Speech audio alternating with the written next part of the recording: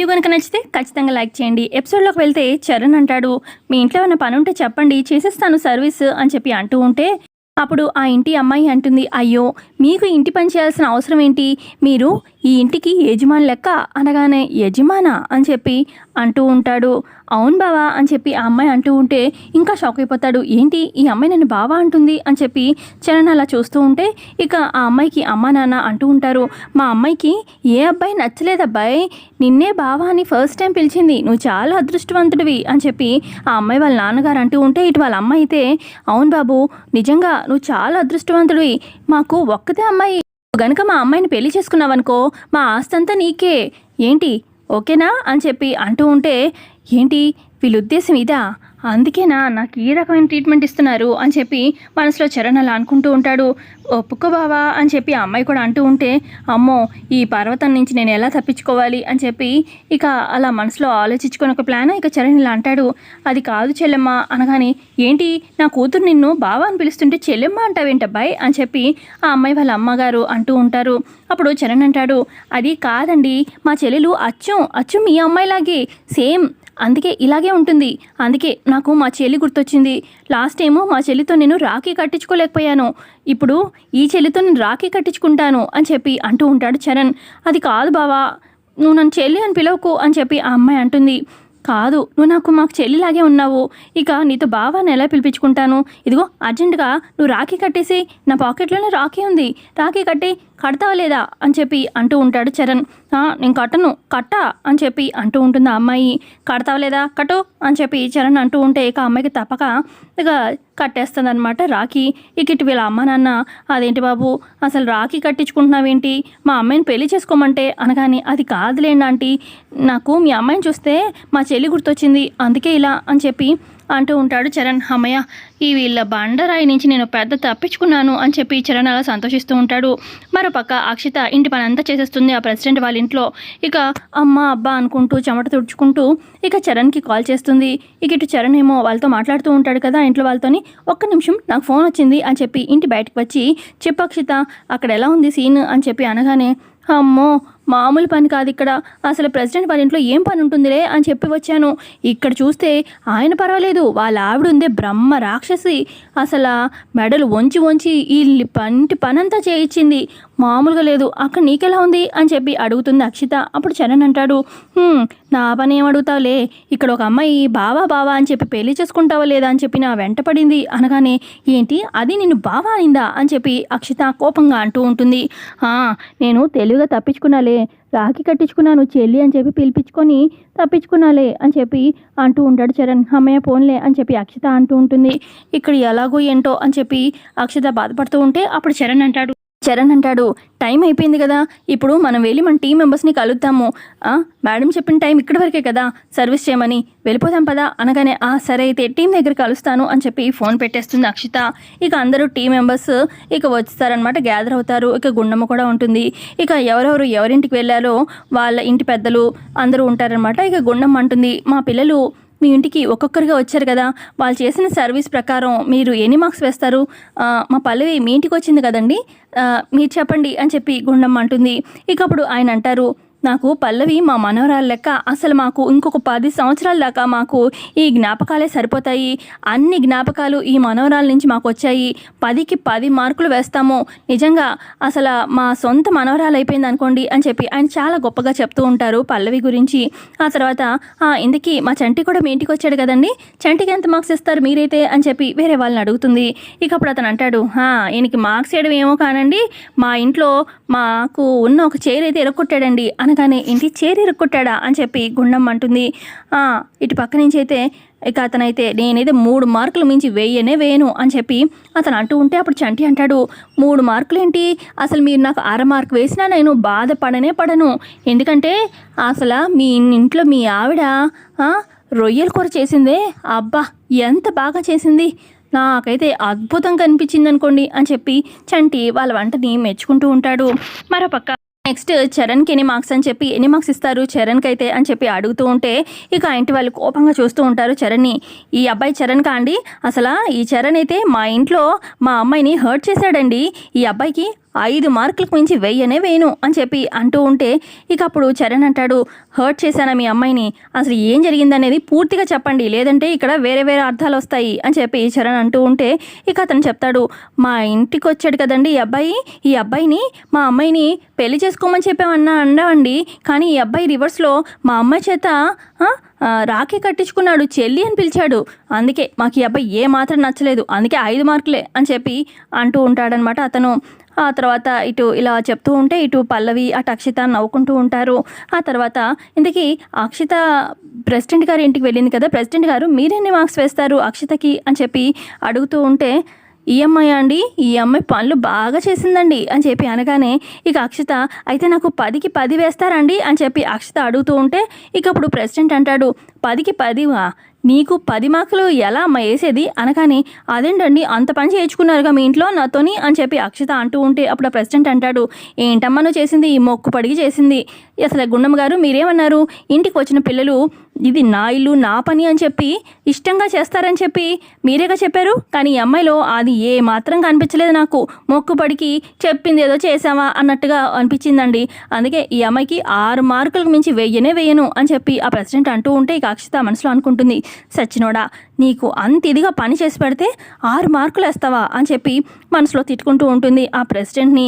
ఇక గుండం అంటుంది, అక్షిత ముందే చెప్పాను కదా సర్వీస్ అనేది మనస్ఫూర్తిగా చేయాలని, నువ్వు సరిగ్గా చేయలేదు, అందుకే చూడు ఆయన ఎలా అంటున్నారో అని చెప్పి గుండమ్మ అంటూ ఉంటుంది. సో మొత్తానికి ఈ ఎన్ఎస్ఎస్ క్యాంప్లో ఇక ఎక్కువ మార్క్స్ వచ్చినవి మన పల్లవికే అని చెప్పి అనగానే ఇక మిగతా స్టూడెంట్స్ అంతా క్లాప్స్ కొడుతూ ఉంటారు ఏ అని చెప్పి. ఆ తర్వాత ఇక నైట్ అయిపోతుందనమాట, ఇక క్యాంప్ కదా, ఇక ఎవరి టెంట్స్ వాళ్ళు వేసుకుంటారు, ఇక టెంట్ ముందు కూర్చుని ఉంటారనమాట. ఎవరంటే గీత, పల్లవి అలాగే ఇటు గుండమ్మ కూర్చొని మాట్లాడుకుంటూ ఉంటారు. ఇక పల్లవి అంటుంది, నిజంగా అమ్మ అసలు ఇవాళ నాకు చాలా అంటే చాలా సంతోషంగా ఉంది, ఆ అమ్మమ్మ తాతయ్య పాపం వాళ్ళ మనవరాల్ని మిస్ అవుతున్నారు, నాలో వాళ్ళ మనవరాల్ని చూసుకున్నారు, అసలు నాకు కుదరదు, కానీ కుదిరితేనా నేను ఆ అమ్మమ్మ తాతయ్యని మాతో పాటు తీసుకెళ్ళిపోయి నాకు అమ్మమ్మ తాతయ్య లేని లోటు తీర్చుకునేదాన్ని అని చెప్పి అలా పల్లవి అంటూ ఉంటే అప్పుడు గుండమ్మ, నువ్వు అంత సొంతంగా ఇష్టంగా చూసుకున్నావు కాబట్టి వాళ్ళు నీకు 10కి 10 మార్కులు వేశారమ్మా పల్లవి అని చెప్పి గుండమ్మ అలా మెచ్చుకుంటూ ఉంటే ఇక కొంత దూరంలో వేరే టెంట్ దగ్గర అక్షిత ఫ్రెండ్స్తో కూర్చొని ఉంటుందన్నమాట.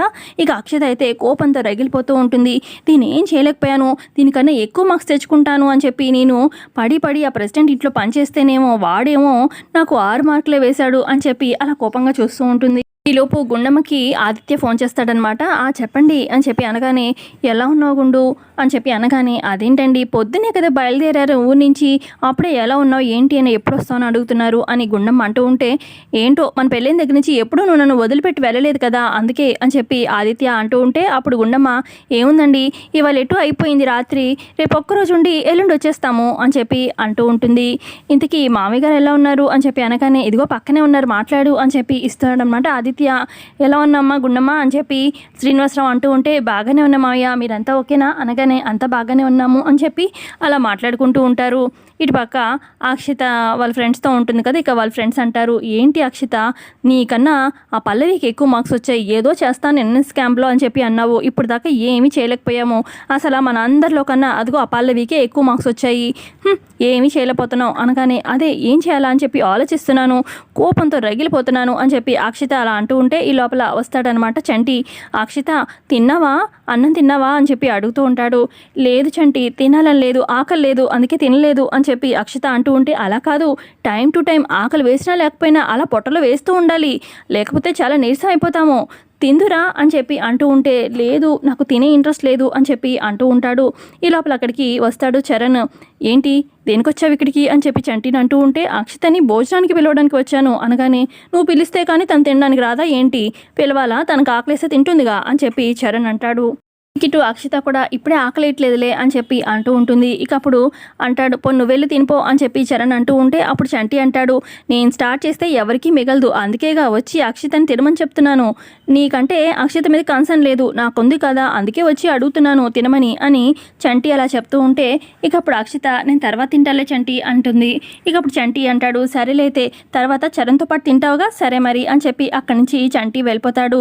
ఇక ఆ తర్వాత అక్షిత అంటుంది, మీ తమ్ముడికి నా మీద ఉన్న కన్సర్న్ నీకు లేదే అని చెప్పి చరణ్ అంటూ ఉంటే, ఏంటి తిన్నావా లేదా అని చెప్పి అడగడం కూడా పెద్ద కన్సర్నేనా అని చెప్పి అంటూ ఉంటుంది. తర్వాత అక్షిత అంటుంది, అసలు ఆ పల్లవికి ఫుల్ మార్క్స్ వచ్చాయి, ఏం చేయలేకపోయాము అని చెప్పి అనగానే అప్పుడు చరణ్ అంటాడు, దానికి మనమేం చేస్తాము, అయినా తను అక్కడ మంచిగా పర్ఫామ్ చేసింది ఆ ఇంట్లో, అందుకే ఆ ఇంట్లో వాళ్ళు 10కి 10 వేశారు, దానికి మనమేం చేస్తాము, ఇంకా అయినా రేపు ఇంకా 1 డే ఛాన్స్ ఉంది, రేపు ఇంకా చాలా యాక్టివిటీస్ ఉంటాయి, ఈ ఒక్క రోజుతోనే అయిపోయిందా ఏంటి, రేపు చూద్దాంలే అని చెప్పి అక్కడి నుంచి చరణ్ వెళ్ళిపోతాడు.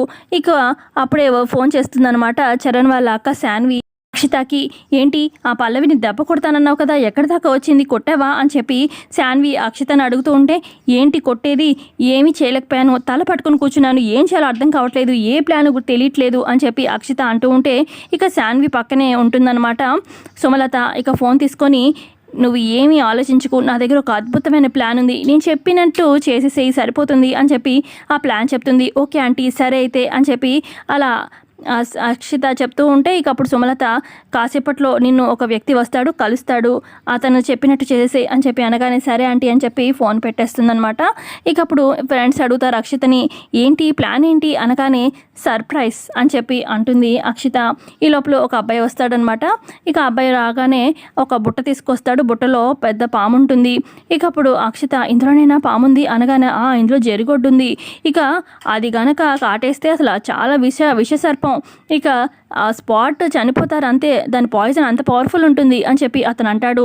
సరే అయితే నేను చూపిస్తాను, ఆ టెంట్లో కొదులు అని చెప్పి అంటూ ఉంటుంది అక్షిత. ఇక అందరూ పడుకొని ఉంటారనమాట వాళ్ళ టెంట్లో. ఇక ఇటు పల్లవి టెంట్ దగ్గరికి మెల్లగా తీసుకెళ్తూ ఉంటుంది అతన్ని, ఇటు అక్షిత ఫ్రెండ్స్ కూడా పక్కనే ఉంటారు. ఇక అప్పుడే వేరే టెంట్లో నుంచి చంటి బయటకు వస్తాడు. ఇక అప్పుడు అక్షిత ఆ పాముల అబ్బాయి పక్కన దాక్కుంటారనమాట.